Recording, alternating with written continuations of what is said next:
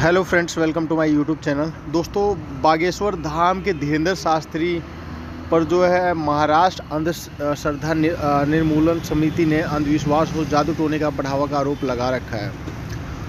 बात करें बागेश्वर धाम के धीरेंद्र शास्त्री विवादों में आ गए हैं, उन पर जो है अंधविश्वास और जादू टोने को बढ़ावा देने के आरोप हैं। ये आरोप महाराष्ट्र अंधश्रद्धा निर्मूलन समिति ने लगाया है। हालांकि इन आरोपों पर धीरेंद्र शास्त्री ने दावा किया है कि वो कोई अंधविश्वास नहीं फैला रहे हैं, न ही किसी समस्या को दूर कर रहे हैं। धीरे धीरे धीरेंद्र शास्त्री यह भी कहते हैं कि हाथी चले बाजार और कुत्ते भूखे हजार। धीरेंद्र शास्त्री जगह जगह दिव्य दरबार लगाते हैं और यहाँ तो वो दावा करते हैं कि उन्होंने अपने बारे में सब कुछ पता है और वहाँ आने वाले लोगों को पर्ची में अपनी समस्या लिखते हैं और धीरेंद्र शास्त्री बिना बताए ही पर्ची में उनकी समस्या लिख देते हैं। ऐसे में एक श्री राम चरित्र चर्चा नागपुर में भी आयोजित हुई थी। ये कथा जो है 13 जनवरी तक चलने वाली थी, लेकिन जो है 11 जनवरी को ही ख़त्म हो गई।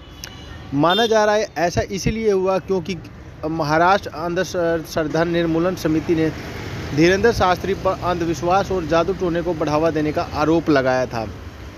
समिति के अध्यक्ष श्याम मानव ने कहा कि धीरेंद्र शास्त्री दिव्य दरबार और प्रेत दरबार की आड़ में जादू टोने को बढ़ावा दे रहे हैं। उन्होंने धीरेंद्र शास्त्री पर आम लोगों को लूटने और धोखाधड़ी करने और उनका शोषण करने का भी आरोप लगाया।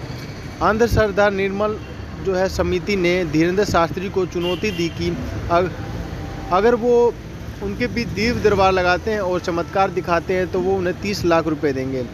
समिति का कहना है कि धीरेंद्र शास्त्री दिव्य दरबार नाम से जो सभा करते हैं उसमें 2 कानूनों का उल्लंघन होता है।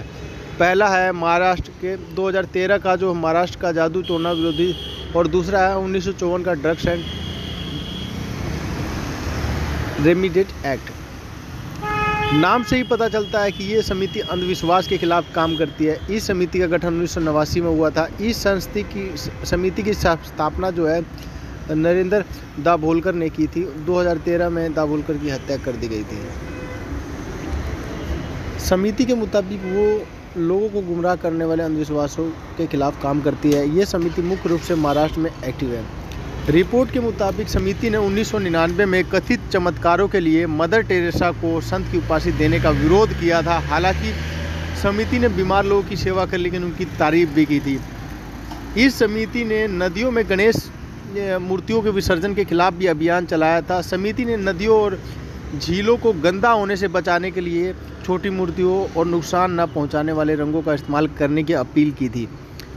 2011 में समिति ने मानसिक रूप से बीमार लोगों को चमत्कार से ठीक किए जाने पर टॉर्चर का विरोध किया था।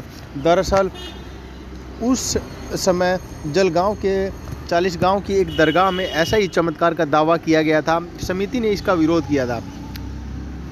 12 चमत्कारों की इन्होंने लिस्ट बना रखी है। अंधश्रद्धा निर्मूलन समिति अक्सर चमत्कार का दावा करने वाले कथित बाबाओं का विरोध करती है। बताया जा रहा है कि 2002 में समिति ने 12 चमत्कारों की एक लिस्ट बनाई थी। उनमें से किसी को एक को भी करने वाले को 11 लाख रुपए का इनाम देने की चुनौती दी थी।